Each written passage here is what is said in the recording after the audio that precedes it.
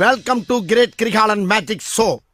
அலைகடலான திரண்டு வந்து ஆர்ப்பாட்டமே இல்லாமல் இங்கு அமைதியாக அமர்ந்திருக்கும் என் ரசிக பெருமக்களே, உங்கள் எல்லோருக்கும் என் அன்பார்ந்த முதல் வணக்கம்.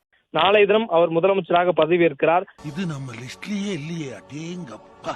வெற்றியாக இருந்தது. இப்பொழுது தாவேகா தலைவர் விஜய் முதலமைச்சராக போவதும் வெற்றியாக அவர்களுக்கு அமைந்திருக்கின்றது.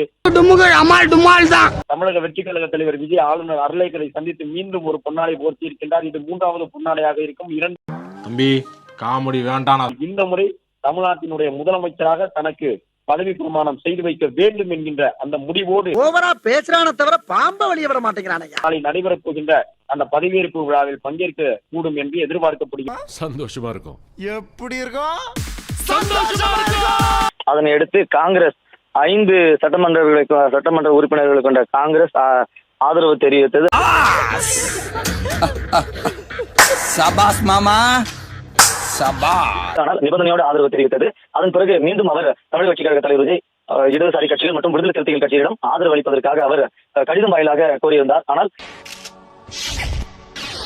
விஜய் பெரும்பான்மையை நீடிப்பாரா என்ற ஒரு பெரும் கேள்வியும் இருந்திருந்தது. இந்த நிலையில் தான் தற்பொழுது IUML, CPI, CPM, விடுதலை சிறுத்தைகள் ஆதரவு தெரிவித்திருக்கிறார்கள். ஆனால் நிபந்தனைகளோடு ஆதரவு தெரிவிக்காமல் நிபந்தனையற்ற ஆதரவு தெரிவித்திருக்கிறார்கள். வெளியிலிருந்து ஆதரவு தெரிவிப்பதாக கூறுகிறார்கள். இந்த நிலையில ஆட்சி அதிகாரத்தில் அவர்கள் பங்கு பெறவில்லை. அதாவது 6 மாதங்கள் செல்லட்டும் பிறகு பார்த்துக் கொள்ளலாம் என்று விடுதலை சிறுத்தைகள் கட்சித் தலைவர் திருமாவளவன் கூறியதாக தகவல்கள் தெரிவிக்கின்றன.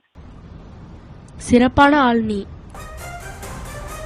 தனிப்பெரும்பான்மை பெற்றுள்ள தாவேகா ஆட்சி அமைப்பதற்கு திமுக இடையூறு செய்யாது என்று மு.க. ஸ்டாலின் தெரிவித்திருக்கிறார். என்ன இது?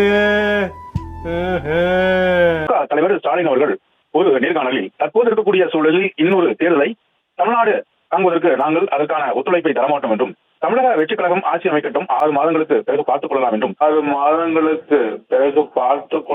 என்றும் தற்போது அவர் கூறியிருப்பதாக தகவல் சொல்லப்படுகிறது.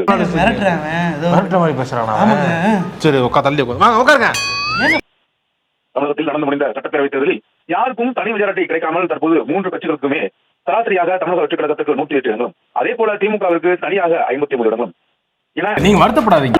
3 கட்சிகளுக்குமே தனிப்பெரும்பான்மை என்பது கிடைக்காமல் இருக்கிற சூழலில் அதிமுக திமுக தயவில் மீண்டும் ஆட்சி அமைப்பதற்கான வாய்ப்புகள் உள்ளதாக நேற்று தினம் செய்திகள் வெளியிட்ட நிலையில்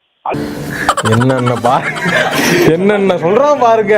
கம்பி கட்டுற கதையெல்லாம் இதற்கு முற்றுப்புள்ளி வைக்கும் வகையில் தற்போது முன்னாள் முதலமைச்சரும் திமுக தலைவருமான திரு மு.க. ஸ்டாலின் அவர்கள் இந்த கருத்தை வெளிப்படுத்தியிருக்கிறார்.